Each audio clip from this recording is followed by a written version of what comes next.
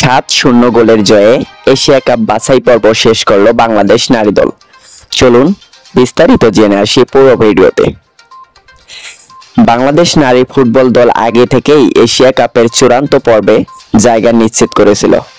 আজ তুর্কমেনিস্তানের বিপক্ষে শেষ গ্রুপে ম্যাচটি ছিল শুধুই আনুষ্ঠানিকতা, তবে ম্যাচটিকে গুরুত্ব দিয়েই খেলেছে বাংলাদেশ। পিটার বাটলারদের দল 7-0 গোলের বড় জয় নিয়ে বাছাই পর্বে মিশন শেষ করেছে। এই বাছাই মোট 8টি গ্রুপ ছিল, যার প্রতিটি গ্রুপের শীর্ষে দল আগামী বছরের মূল পর্বে খেলবে। বাংলাদেশ সি গ্রুপে টানা 3 ম্যাচে জয়ে 9 পয়েন্ট নিয়ে অর্জন করেছে। এই 3 ম্যাচে 16 গোল করলেও নিজেদের জালে বল ঢুকেছে মাত্র একবার, মিয়ানমারের বিপক্ষে।